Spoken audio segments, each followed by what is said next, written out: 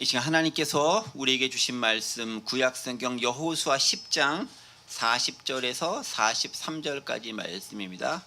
여호수아 10장 40에서 43절까지 우리 4절인데요. 같이 한 목소리로 말씀 같이 봉독하겠습니다. 함께 봉독합니다. 시작. 이와 같이 여호수아가 그 온 땅 곧 산지와 네겝과 평지와 경사지와 그 모든 왕을 쳐서 하나도 남기지 아니하고 호흡이 있는 모든 자는 다 진멸하여 바쳤으나 이스라엘의 하나님 여호와께서 명령하신 것과 같았더라.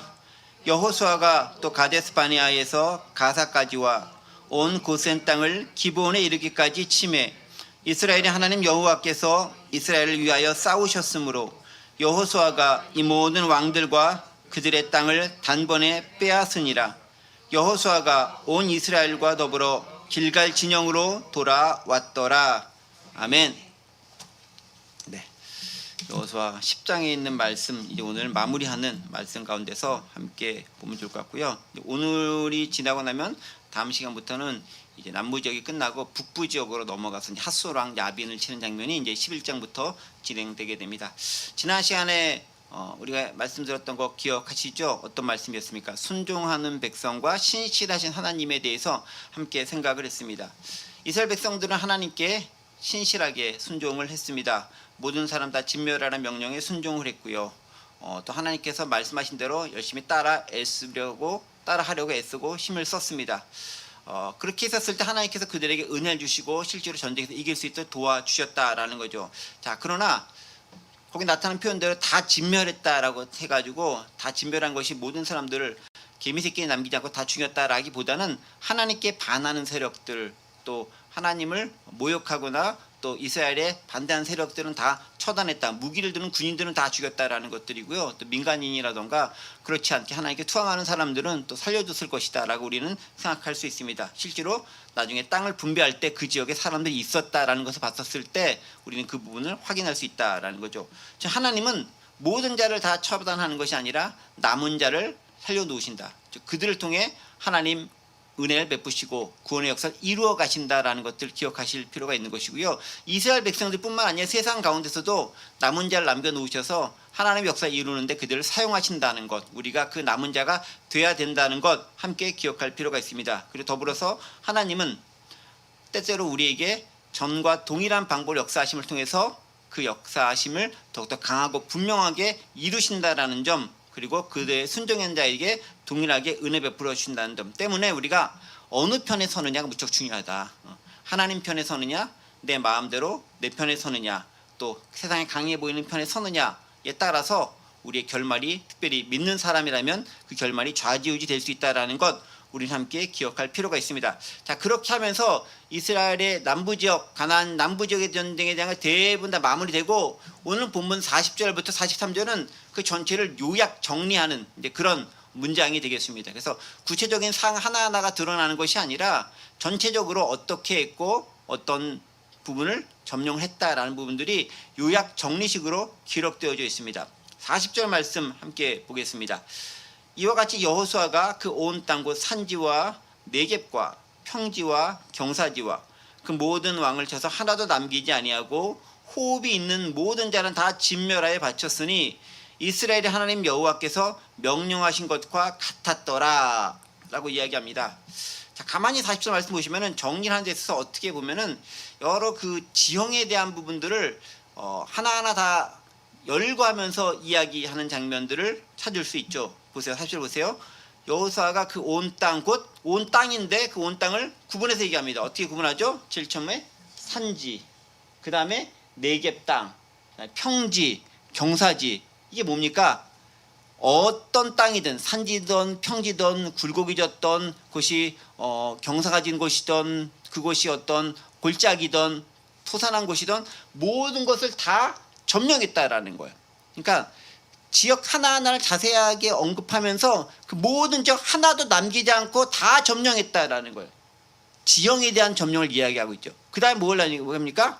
왕을, 그 모든 왕을 쳐서 하나도 남기지 아니하였다. 자, 첫 번째가 지형을 포괄해서 다 점령했다, 땅을 다 밟았다라고 한다면 두 번째는 뭐냐면 왕, 즉 정권, 그 권세, 권력을 잡은 것들을 싹 다 멸했다라고 얘기하고 있습니다.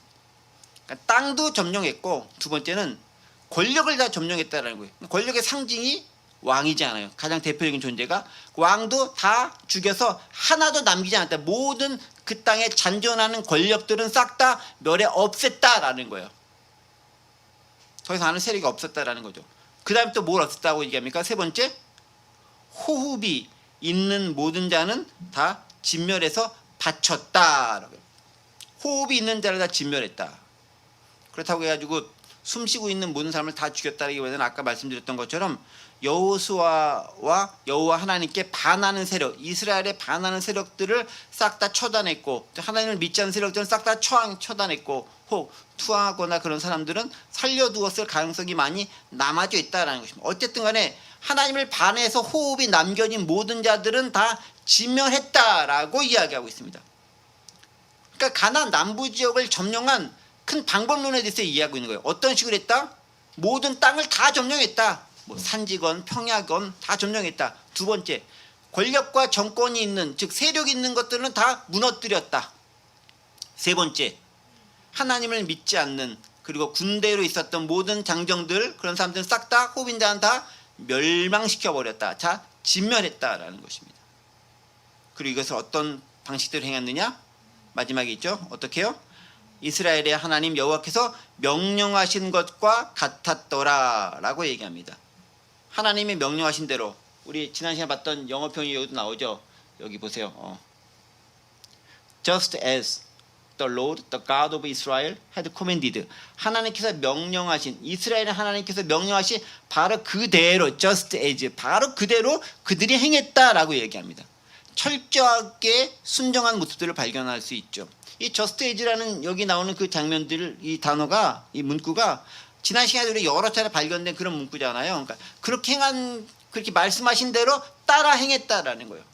그 모습을 그대로 따라 행했을 때 하나님께서는 그들에게 은혜를 주셔서 놀라운 역사를 이루도록 만들어 주셨다라는 겁니다. 그렇게 이제 전체가 다 정리가 되는 거죠. 어떤 방식으로 그 땅을 점령했는가를 지형과 권력과 사람들을 통해서 언급한 다음에 하나님의 명령대로 했다라고 결말 맺습니다. 그리고 이제 41절에는 이제 어디서부터 어디까지 지역에 대한 부분들이 큰 덩어리로 나옵니다. 아주 세세하고 작은 이렇게 어떤 성읍들 위주로 나오는 것이 아니라 지도를 보면 큰 땅 덩어리로 어디를 점령했는지가 언급되어 있습니다. 41절 말씀 읽겠습니다. 여호수아가 또 가데스 바네아에서 가사까지와 온 고센 땅을 기브온에 이르기까지 쳤다라고 되어져 있죠. 자, 가데스 바네아라는 지명이 나오고요.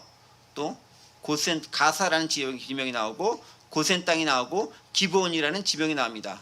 지도를 좀 봐야 될 것 같습니다. 지도를 한번, 전체 지도를 먼저 한번 펴보세요. 전체 지도 이거 말고 또 하나 있죠. 없습니까? 두 개밖에 안 올렸나? 네, 지난 시간에 큰 전체 지도 말고 일단 이거 보여드리겠습니다. 자, 이스라엘이 이제 오늘 본문을 보면은 가데스 바네아에서 가사까지 돼 있잖아요. 가사는 여기 있는 가사를 얘기하죠. 그러니까 지금 남부 지역을 점령했기 때문에 요 아래가 딱 남부 지역인데 여기까지밖에 기도를 얻긴 하지만 실제로 이제 자세하게 하나하나 어떤 왕들과 어떻게 싸웠다라는 성읍들 중심으로는 지난 시간은 끝이에요. 그런데 거기만 땅이 있는 게 아니죠. 이 아래쪽에는 뭐냐면 가나안의 이 아래쪽에는 뭐가 있냐면 여기가 가데스 바네아라고 하는 일종의 광야 사막지대가 있어요. 가데스 바네아가 이 아래쪽에 있는 이런 넓은 지역입니다. 그러니까 이 지역은 사실 사람이 그렇게 많이 살지 않아요. 그러니까 이스라엘 백성들이 광야에서 유리방랑할 때 정착해서 살지 않고 떠돌아다닐 때 거하던 곳이 이 사막지대였잖아요. 그러니까 이 아래쪽 이렇게 이집트가 이쪽에 있으니까 이렇게 쭉 빠져 나가서 이렇게 해서 이제 쳐들어오는 건데 이 아래 사막지대에 있는 가데스 바네아부터 어디까지 가사까지, 즉 지중해 연안에 있는 여기까지 다 이쪽을 점령했다라고 얘기합니다. 그러니까 상당히 넓은 지역을 점령한 거예요. 성읍의 이름은 비록 여기 있는 것으로만 국한되고 이 아래쪽은 보이지 않지만 그 아래까지 싹 다 점령했다라는 거예요. 어떻게 할 수 있냐? 아까 40절 읽은 것처럼 평지나 산지나 뭐 그런 거 다 점령한 곳에 그 사막이라든가 광야 지역에 들어간다라는 거죠. 자, 그 다음에 가사까지와 온 고센 땅을 기브온까지. 기브온은 아까 말씀한 것처럼 여기가 기브온이죠. 그 다음에 고센 땅이 어디가 고센 땅. 원래 고센 땅은 우리가 어디서 들어봤냐면 이스라엘 백성들이 이집트 종살이하고 있었을 때 거하던 이스라엘 집성촌이 고센 지역입니다. 그것에 몰아넣고 너희 여기서 살아라고 하나님을 모르는 믿지 않는 이스라엘의 왕이 그들을 고센 땅에다 모아놓고 거기에 살게 했습니다. 그것이 고센 땅이라는 지역이죠. 그러니까 이집트를 따지고 보면 이집트는 어디까지 이집트겠어요?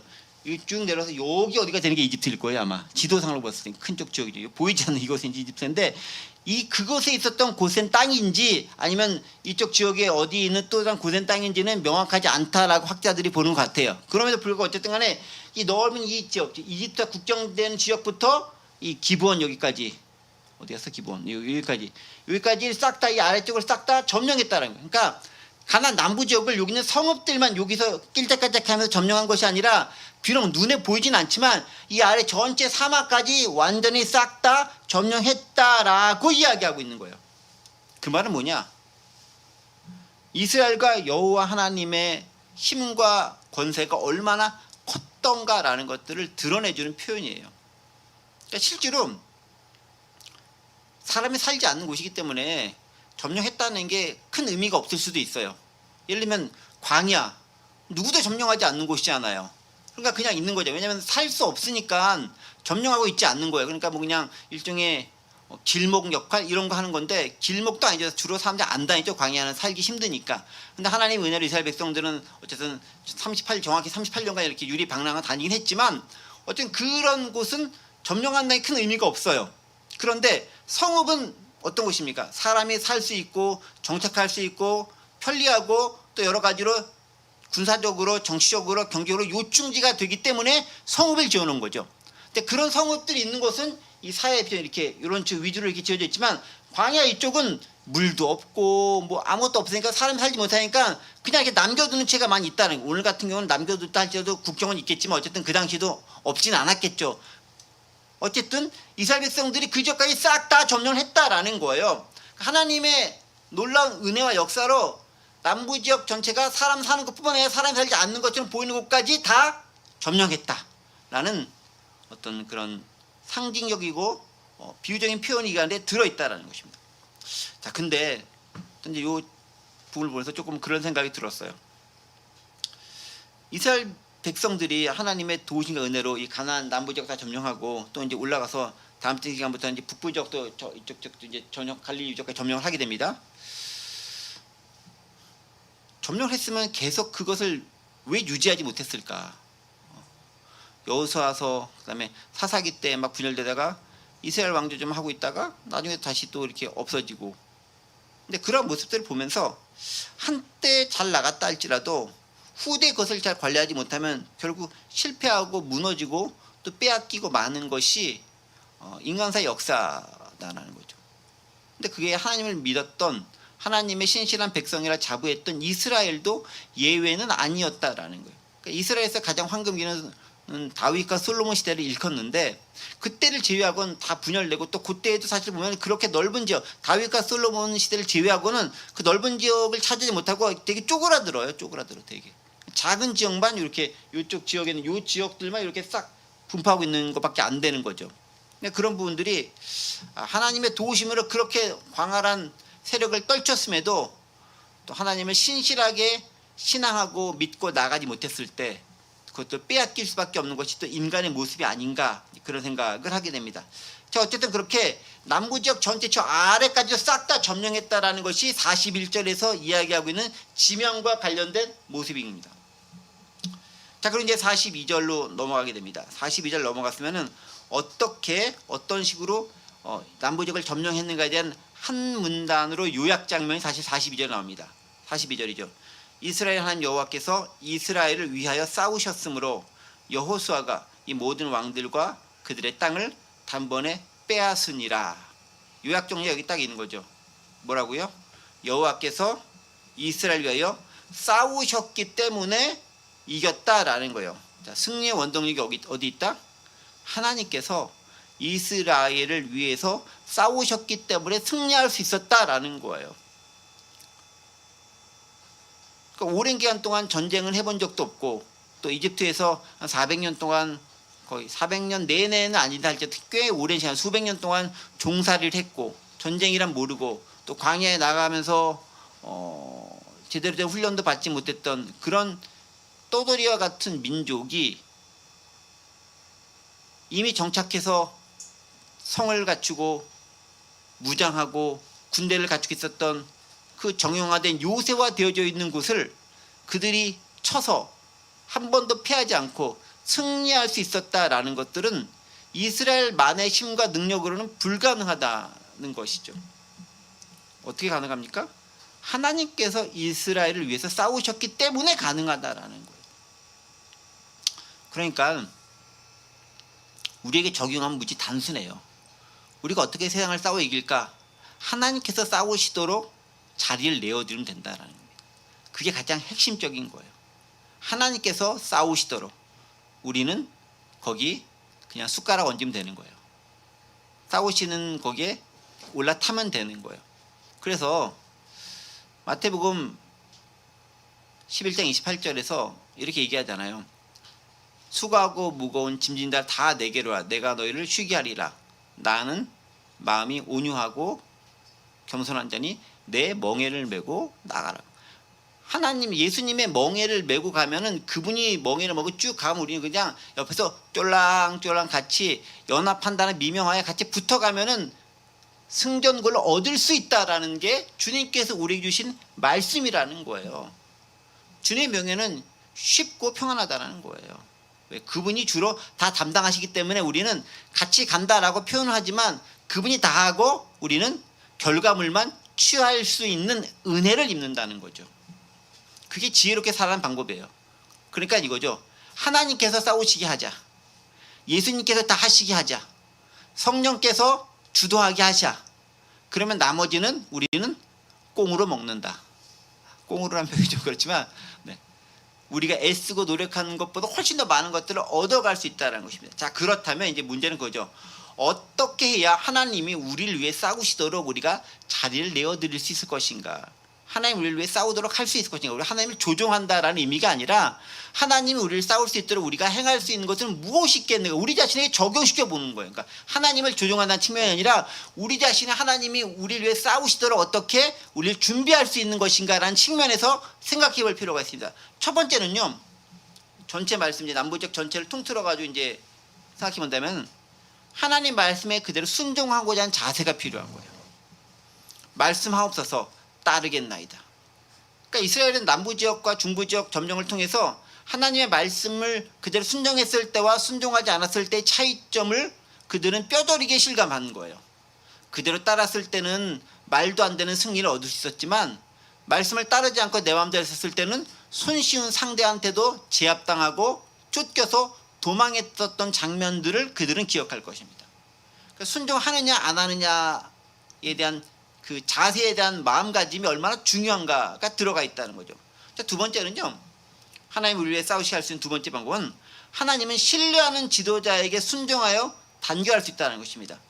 그러니까 신뢰하는 지도자에게 순종해서 단결해 나갈 때 하나님은 그 지도자를 통해 그 무리를 역사하신다라는 거예요. 모세 시대가 그랬고 이스라엘의 여호수아 시대가 그랬습니다.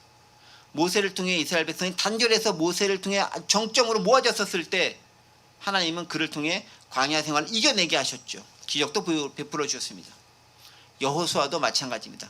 정복전쟁할 때 제대로 싸워보지도 못했던 이스라엘 민족에게 물론 여호수아가 장군 출신이긴 하지만 그를 통해서 그가 가진 리더십을 발휘할 수 있도록 전 백성들이 힘을 실어줬고 그 여호수아를 중심으로 똘똘 뭉쳐서 나아갈 때 그리고 하나님 말씀에 순종할 때 하나님으로부터 받은 말씀을 여호수아를 통해 그대로 듣고 따를 때 그들은 승리할 수 있었다라는 거죠.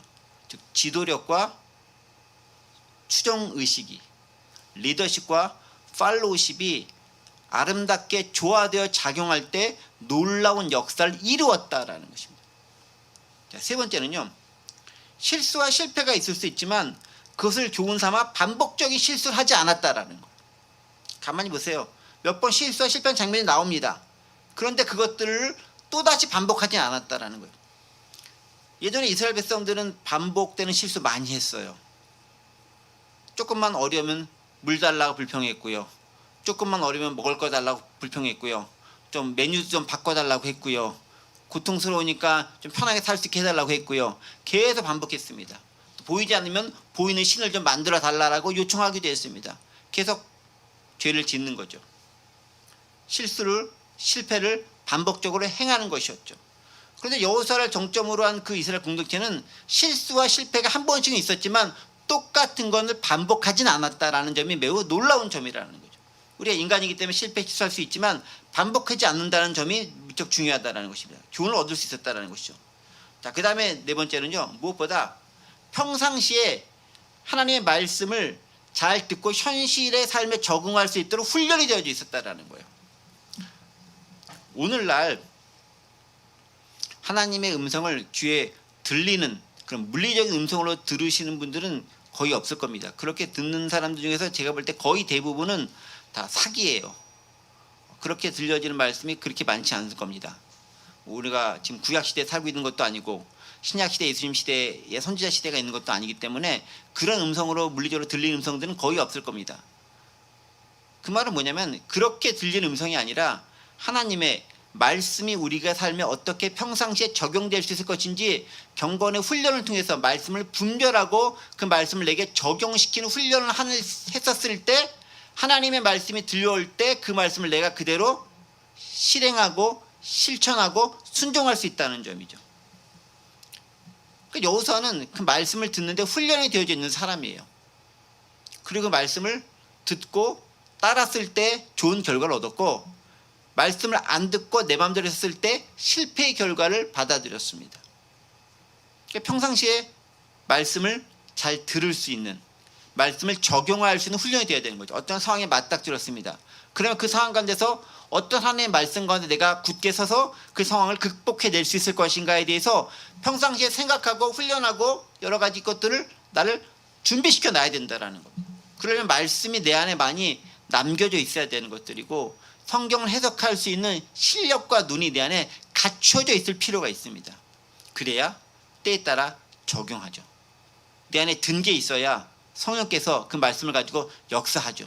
아무것도 없는데 그냥 말씀하시지 않으신다. 특히 오늘날의 성령 시대는 우리 가운데 역사하셨던 말씀을 통해 성령께서 역사하시기 때문에 내 안에 들어있는 말씀이 없으면 역사할 것도 극히 제한적일 수밖에 없습니다. 기억할 필요가 있습니다. 또 한 가지 가장 중요한 것입니다. 주도권을 하나님께 내어드려야 한다는 점이죠. 우리는 어떤 것을 행할 때 내가 주도권을 가지고 행하려고 하는 경향을 보기 쉽습니다. 특별히 언제 내가 조그만 승리를 얻었을 때, 내가 어떤 것에서 좋은 결과를 쟁취해냈었을 때, 뭔가 이룩한 것처럼 보였을 때 그 다음에 이 방법대로 하면은 내가 이길 수 있고 내가 승리할 수 있고 내가 쟁취할 수 있다라고 착각을 하게 되는 거죠. 그때 교만이 우리 가운데 들어오게 됩니다. 모든 순간에 크고 작은 순간에 주도권을 누구에게? 하나님께 내어드릴 수 있는 자세가 필요한 거죠. 그러니까 그게 이제 오늘 계속된 말씀을 통해서는 하나님의 말씀 계속 듣고 묻고 따르고 이 말씀을 통해서 발견하는 거예요. 주도권이 어디 있느냐죠. 주도권이 인간의 머리에 있느냐, 인간의 회의에 있느냐, 인간의 원성과 여론에 있느냐가 아니라 하나님께 주도권을 맡겨드렸을 때 승리를 얻을 수 있었고 하나님의 주신 지혜로 놀라운 전쟁의 승리를 쟁취할 수 있었다는 것 우리는 발견할 수 있습니다. 그래서 내가 결정하고 행동하는 것이 아니라 매번 물을 수 있는 우리가 되어야 된다. 그렇게 됐을 때 어떻게 전쟁은 하나님의 전쟁이 되는 겁니다. 여호와의 전쟁이 되는 것입니다. 즉 영적 전쟁이 되는 거죠. 그게 어떤 삶이다? 하나님과 동행하는 삶이다 라고 우리는 정의 내릴 수 있습니다. 자, 그런 삶을 살았을 때 그들은 땅을 어떻게 했다? 42절 보세요. 여호수아가 이 모든 그들의 땅을 단번에 빼앗으니라. 영어로 보면 뭐냐면요, in one campaign이라고 했으면 단 한 번에 전쟁에서 다 이겨냈다. 한 번에 전투에서 싸움에서 이겨냈다라는 거. 그러니까 한 번 딱 출정해서 모든 거 싹 다 점령시켰다라는 것이 아니라 전쟁에 나갈 때마다 승리했다라는 거예요. 한 번 출정으로 이겼다기보다는 모든 싸움에서 패배 없이 승리를 쟁취했다라는 것 발견할 수 있는 것이죠. 이런 몇 가지 자세들이 그들에게 필요했다라는 것입니다. 자, 그 다음에 이제 어떻게 합니까? 마지막 43절에서 마무리해서 어떻게 하죠? 43절 여호수아가 온 이스라엘과 더불어 길갈 진영으로 돌아왔더라. 남부지역 딱 간 다음에 그 다음에 어디로 돌아갑니까? 길갈로 돌아오죠. 근데 가면서 다른 지역이 아니라 어디로 갑니까? 길갈로 돌아옵니다. 여러분 아까 그 지도 다시 한번 좀 보여주시면 좋을 것 같아요. 지도 나와라. 네, 여기 길갈 여기 있죠. 길갈이 어떤 곳이었습니까? 요단강 건너서 가장 첫 번째 점령했었던 장소, 물론 여리고성이 여기 있긴 하지만 여리고성 점령하기 전에 그들이 집결해서 모여서 그들의 전열을 다지고 또 길갈에서 무엇을 했죠? 할례를 하고 유월절 지켰던 곳이 길갈 아닙니까? 그렇죠? 할례와 유월절 지켰던 곳이 길갈입니다. 그러니까 여기서 하나님을 만나고 예배하고 하나님과 깊은 교제를 맺었던 그곳을 다시 돌아와서 다시 시작하는 거죠. 그러니까 중부와 남부지역 점령이 끝났어. 그다음 다시 길갈로 돌아가서 그들의 자세를 점령한 다음에 이제 북부적으로 여기서부터 출발해서 다시 올라가는 거예요. 여기서 이제 바로 이렇게 올라가는 게 아니라 길갈로 돌아갔다가 우리가 다시 점검해 본 다음에 추스린 다음에 다시 올라가게 되는 거죠. 길갈의 역할이 그 역할을 했다는 것입니다.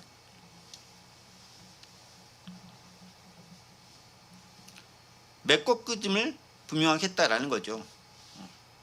중부지역과 남부지역 전쟁 끝냈어.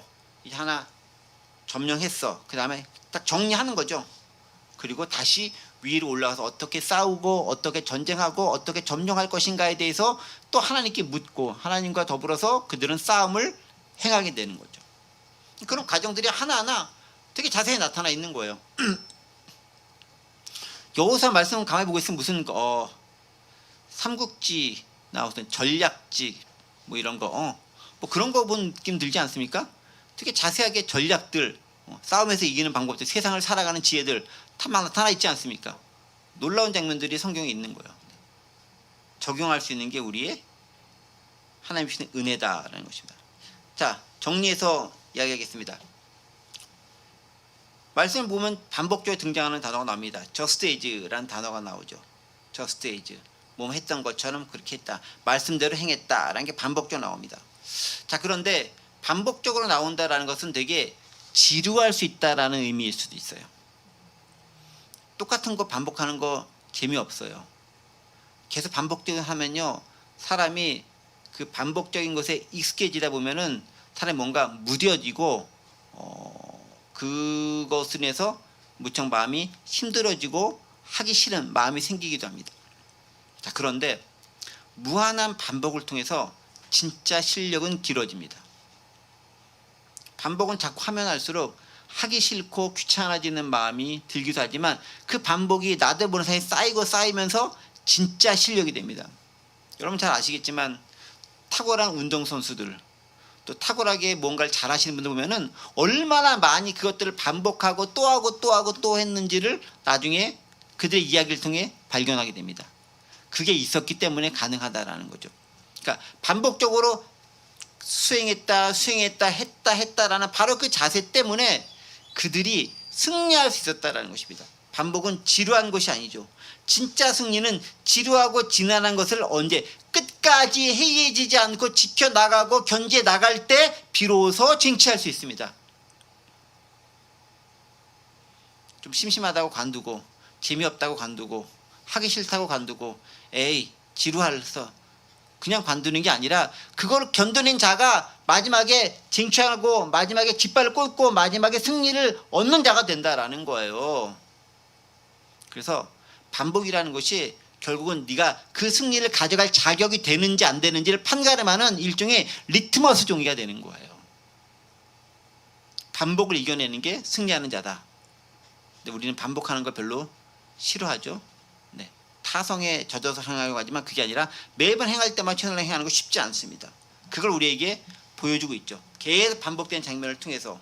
그리고 한 가지 더, 하나님을 반하는 세력은 결국 망하게 된다. 다 망했다라는 걸 알 수 있죠. 우리가 희망을 가질 수 있는 건 뭡니까? 하나님의 주권적 역사가 있기 때문인 거죠. 하나님은 하나님의 방식대로 승리를 이끌지만 결국 인간의 순종과 복종을 통해서 이루어진다는 점 우리는 기억해야 됩니다. 그렇기 때문에 우리는 세상과 타협하지 말아야 된다는 거예요. 하나님을 반하는 무리들이 적당하게 내는 유혹에 넘어가지 않고 타협하지 않고 하나님 편에 서야 된다는 것입니다. 그러했었을 때 결국 승리를 얻을 수 있습니다. 바로 그런 모습들 통해서 세상에서 이겨나가고 승리해 나갈 수 있는 저와 여러분들 되시기를 간절히 원합니다. 기도합니다. 은혜와 산의 하나님 아버지 감사드립니다. 오늘 가나안 남부지역 점령을 마무리하는 말씀들을 통해서 우리에게 주는 교훈들 몇 가지 것들을 살펴보았습니다. 반복되는 말씀들이 나오는 그 말씀들이 우리가 지루한 것이 아니라 우리를 하나님의 도구로 사용하시며 승리로 이끄시는 그 지름길이라는 것, 그리고 말씀에 순종할 때 놀라운 결과를 얻을 수 있다는 것, 우리의 싸움이 아니라 하나님께 모든 것 맡겨드리고 주도권을 내어드렸을 때 비로소 승리를 얻을 수 있다는 것, 그리고 그 모든 과정 가운데 하나님과 동행하는 삶을 살아가는 것이 진실로 귀한 삶이라는 것 함께 말씀을 통해서 배우고 확인했습니다.